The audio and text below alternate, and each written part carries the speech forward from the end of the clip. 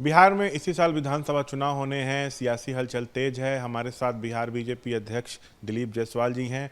Sir, एक के बाद एक चुनावी वर्ष में बिहार को बड़ी सौगातें केंद्र सरकार, बिहार सरकार जो है दे रही है। आज भी पीएम मोदी ने वर्चुअल माध्यम से युवाओं को संबोधित किया। नीतीश का भी संबोधन हुआ। आज भी जो है सौगातें दी गई। युवाओं पर भी ज़्यादा फोकस किया जा रहा है। चुनाव में कितना लाभ होगा सर इस तरह की कवायद? देखिए, बिहार के युवाओं को आज बहुत बड़ी सौगात दी गई है। 62,000 करोड़ रुपए का ये सौगात।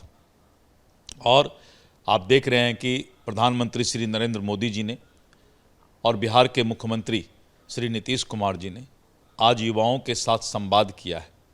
और इस युवा के साथ संवाद में उन्होंने बिहार के युवाओं को और आने वाला जो उनका भविष्य है उसका पुख्ता इंतजाम एनडीए सरकार ने किया है। युवा वर्ग को कैसे ट्रेनिंग दी जाए, कैसे उनको जो है युवाओं को हम लोग जो है प्रतिमाह जो है कुछ राशि स्टाइपेंड के रूप में दें, और इस तरह करके युवाओं के लिए छात्रों को जो है ब्याज मुक्त लोन दिया जाए पढ़ाई के लिए। और युवाओं के लिए बहुत बड़ा सौगात आज प्रधानमंत्री जी ने दिया है। और प्रधानमंत्री जी कहते भी हैं कि युवा के लिए, महिला के लिए, किसान के लिए, गरीब के लिए, इन 4 वर्गों के लिए जो है समाज में काम करना है।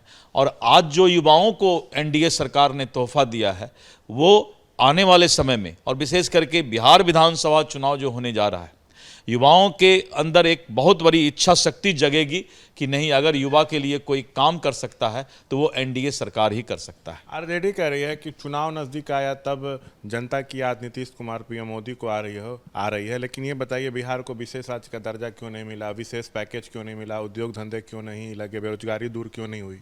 देखिए, है क्या, ये उनके समझ के बाहर की बात है। नीतीश कुमार सोशल इंजीनियर है, इसलिए विपक्ष के समझ में नहीं आ रहा है कि किस तरह का चौका और छक्का जो है नीतीश कुमार मारते जा रहे हैं। और अब जो है उनके बस में ही नहीं है जिस तरह से एनडीए सरकार ने समाज के सभी सेक्टर, सभी वर्ग के लिए काम किया है और आए दिन रोज एक से एक धमाका कर रहे हैं। तो इस बात से विपक्ष को हताशा है, विपक्ष में निराशा है, विपक्ष डिप्रेशन में है कि एनडीए सरकार ने जितने काम कर दिए अब उसके बाद कोई काम बचता ही नहीं है जिसको कि वो जो है मुद्दा बनाए। इसीलिए जो है एनडीए सरकार आने वाले विकसित बिहार के सपना को पूरा करने के लिए और दिन रात मेहनत कर रही है, काम कर रही है। सर, आज चुनाव समिति की भी बैठक होनी है, सीटों, उम्मीदवारों पर मंथन होगा बताया जा रहा है, चुनावी तैयारियों पर चर्चा होगी। लेकिन ये बताइए कि सीट शेयरिंग कब तक हो जाएगा?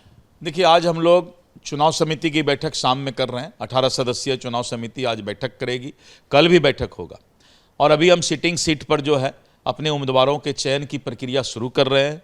और इसी बीच में एक सप्ताह के अंदर जो है सीटों के बंटवारा का फैसला जब केंद्र के द्वारा किया जाएगा तो फिर हम लोग जो है बचे हुए सीट पर भी जो है चुनाव समिति की बैठक करके और उसका सूची तैयार करेंगे। मतलब एक हफ्ते में सीट शेयरिंग पर फैसला हो सकता है? निश्चित रूप से एक हफ्ते 10 दिन के अंदर जो है सीट शेयरिंग पर सारे फैसले हो जाएंगे। मेरा आखिरी सवाल है, आप लोग 5 दल हैं एनडीए में, जदयू बड़े भाई की भूमिका में रहेगी या इस बार दोनों बराबर बराबर लड़ेगी, बीजेपी जदयू? इस बार अलग अलग दल नहीं है।